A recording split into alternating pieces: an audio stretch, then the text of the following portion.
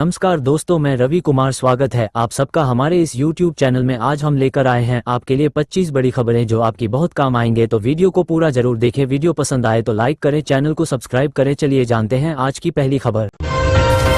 मुख्यमंत्री योगी आदित्यनाथ ने कहा कि हम सब की अपनी पहचान होती है, ऐसे ही राष्ट्र की भी होती है। जैसे वहाँ की संस्कृति, परंपराएं, महापुरुष, ये सभी एक दूसरे के साथ जुड़े हुए हैं। अगर राष्ट्र की संस्कृति समाप्त हो जाए तो राष्ट्र अपनी पहचान खो देता है।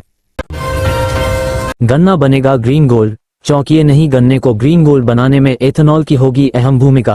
अब भारत धीरे धीरे उस स्थिति में पहुंच गया है जब वो एथेनॉल के निर्यात के बारे में सोच सकता है। करीब 4 महीने पहले केंद्रीय सड़क परिवहन मंत्री से ये बात कही थी। रैली में सपा नेता सरफराज वली के मैरिज हॉल पर चल रहे बुलडोजर एक्शन पर सुप्रीम कोर्ट ने रोक लगा दी है। कोर्ट ने सपा नेता से कहा, आपके पास 1 हफ्ते का समय है, आप हाईकोर्ट में जाकर अपनी बात रखिए, तब तक मैरिज हॉल पर कोई कार्रवाई नहीं होगी। यूपी में स्पेशल इंटेंसिव रिवीजन चल रहा है। इस दौरान झांसी में एक हैरान करने वाला मामला सामने आया है। यहां वोटर लिस्ट में फिल्म अभिनेता अमिताभ बच्चन का नाम मिला है। पिता का नाम हरिवंश राय बच्चन दर्ज है। घर का नंबर -54 लिखा है। प्रयागराज के रीलबाज ने युवती का न्यूड वीडियो बनाकर वायरल कर दिया। वीडियो में आशीष नशे में नजर आ रहा है। वह युवती को अपनी पत्नी बताते हुए उसके साथ अश्लील हरकत करता दिखाई दे रहा है। वीडियो सामने आने के बाद युवती के पिता ने 28 नवंबर को आशीष के खिलाफ नैनी थाने में एफआईआर दर्ज कराई। सर्दियों की शुरुआत हो चुकी है। अयोध्या और मथुरा में भगवान को भी ठंड लगने लगी है। भोग, पहनावे और दर्शन व्यवस्था में बदलाव किए गए हैं ताकि बाल स्वरूप के भगवान को बुखार जुकाम न हो जाए। 34 साल से भगवान राम की सेवा करने वाले पुजारी संतोष तिवारी कहते हैं, वृंदावन मथुरा के कथावाचक इंद्रेश उपाध्याय की शादी 5 दिसंबर को जयपुर में होगी। विवाह समारोह में आज मेहंदी हल्दी की रस्म हुई। शाम को संगीत का भी कार्यक्रम होगा। संसद के शीतकालीन सत्र के चौथे दिन गुरुवार को सपा समेत तमाम विपक्षी दलों ने मकर द्वार पर प्रदर्शन किया। दिल्ली की जहरीली हवा को लेकर सांसद प्लेकार्ड लेकर मुंह पर मास्क लगाए दिखाई दिए। दोनों सदनों में इस पर चर्चा कराने की मांग की। यूपी की रामपुर जेल में बंद सपा नेता आजम खान और बेटा अब्दुल्ला ने परिवार से मुलाकात करने से इनकार कर दिया। पत्नी तंजीम फातिमा, बड़े बेटे अदीब और बहन निक्त अखलाक बुधवार को आजम और अब्दुल्ला से मिलने पहुंचे थे, लेकिन उन्हें बिना मिले ही वापस लौटना पड़ा। तीनों करीब 1 घंटे तक मुलाकात वाली पर्ची लेकर बैठे रहे। पता चला कि बेटे अब्दुल्ला ने उनसे मिलने से इनकार कर दिया है। यूपी में ठंडी पछुआ हवाओं के साथ सर्द मौसम की शुरुआत हो गई है। पश्चिमी और पूर्वी संभागों के कई शहरों में रात का तापमान सामान्य से नीचे रिकॉर्ड किया गया। प्रदेश में मुजफ्फरनगर सबसे ठंडा रहा। यहां पारा 7.1 डिग्री सेल्सियस रिकॉर्ड किया गया।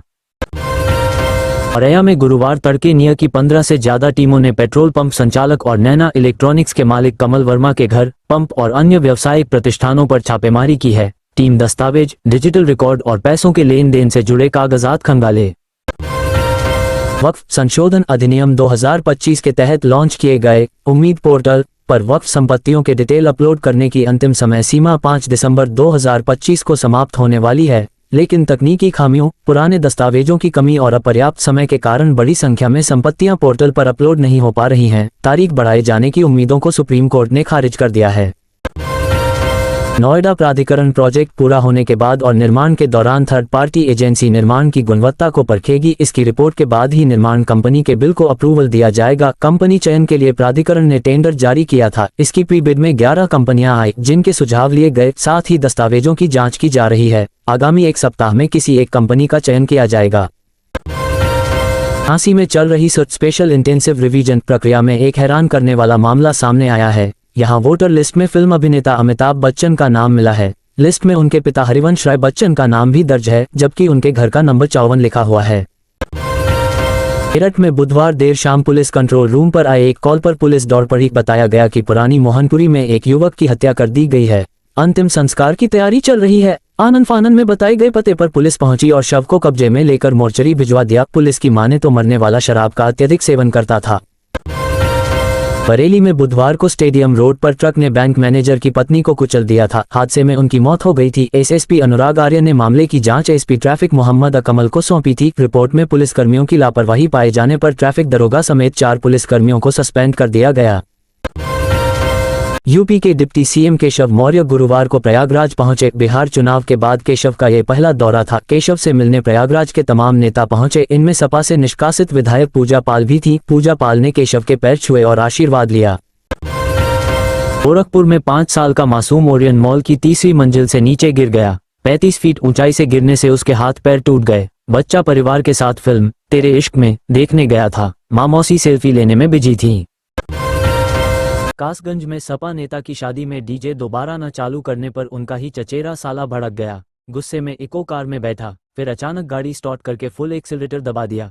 उसने कार 5 बारातियों पर चढ़ा दी, फिर कार को बैक कर 2 बार और रौंद दिया। घटना में दूल्हे के ताऊ, चाचा और मौसा की मौत हो गई। 2 बाराती घायल हो गए।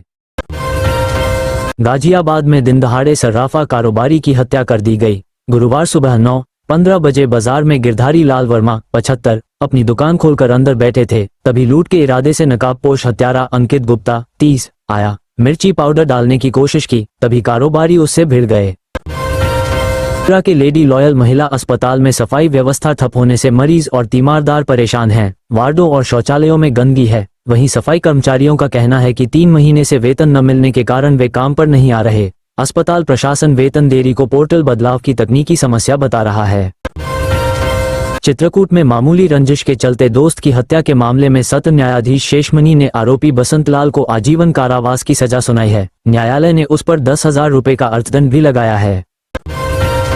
अंबेडकर नगर जिले में उर्वरकों की कोई कमी नहीं है। कृषि विभाग ने दिसंबर माह तक की उर्वरक उपलब्धता के आंकड़े जारी करते हुए ये जानकारी दी। विभाग ने उर्वरकों की कालाबाजारी और ओवर रेटिंग करने वालों के खिलाफ सख्त कार्रवाई की चेतावनी भी दी है। अयोध्या में रविवार को 2 अलग अलग सड़क दुर्घटनाओं ने 2 परिवारों को सदमे में डाल दिया। पहली घटना इनायतनगर कोतवाली क्षेत्र में हुई, जबकि दूसरी घटना पूर्वांचल एक्सप्रेसवे पर सामने आई। दोनों हादसों में 2 युवकों की मौत हो गई और 2 गंभीर रूप से घायल हैं। पुलिस ने शवों को पोस्टमार्टम के लिए भेजकर मामले की जांच शुरू कर दी है। कृषि विकास एवं किसान कल्याण विभाग के उप सचिव IAS अधिकारी संतोष कुमार वर्मा के खिलाफ आपराधिक कार्रवाई की मांग को लेकर राष्ट्रीय परशुराम परिषद का प्रतिनिधिमंडल बुधवार को नई दिल्ली में केंद्रीय मंत्री कार्मिक भारत सरकार जितेंद्र सिंह के सांसद कार्यालय पहुंचा।